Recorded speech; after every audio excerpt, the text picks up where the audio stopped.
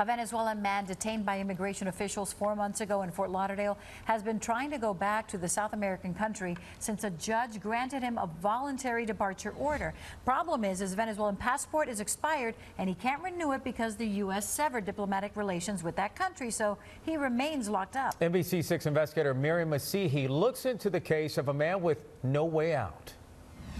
Well, our investigation didn't just focus on the emotional toll this has taken on the man's family, but also what it costs taxpayers to keep people like him locked up for months, people with no violent criminal past who are being detained because they violated immigration laws. Erickson Alvarado's family calls him the most charitable person they know, and that hasn't changed in the 4 months he spent inside an immigration detention center. He loves to help people.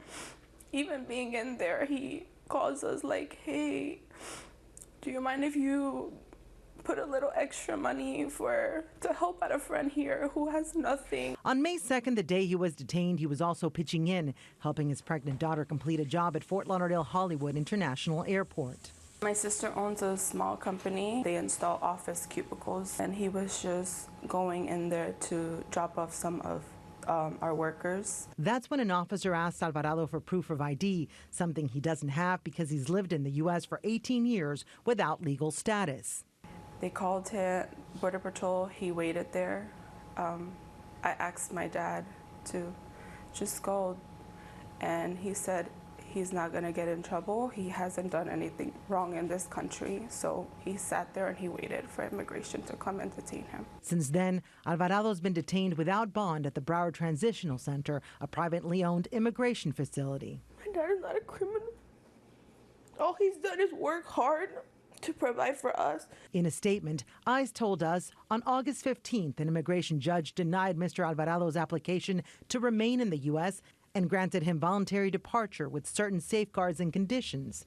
Under such program, the person is supposed to pay his own return ticket. But there was a problem. When he was about to be allowed to return, then the government realized that they didn't have a valid passport. The attorney that represented him says Alvarado's Venezuelan passport is expired and there's no way to renew it because the U.S. severed diplomatic ties with that country.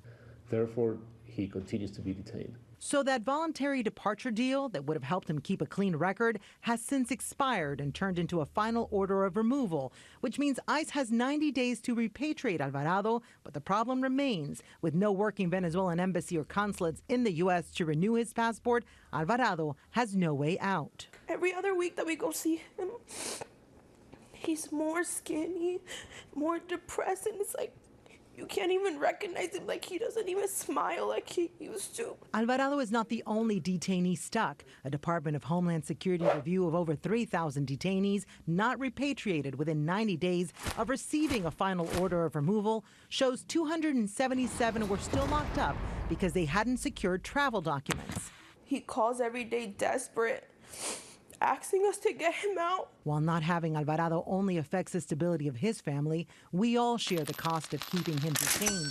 Considering ICE says they spend about $133 a day per detainee, from May 2nd to September 30th, Alvarado's been detained for 151 days, putting the total cost at around $20,000. It's all just money. And while the law states that if someone can't be repatriated within those 90 days, they must be released, records show that doesn't always happen. Having to hear your father ask you, please get me out, do as much as you can.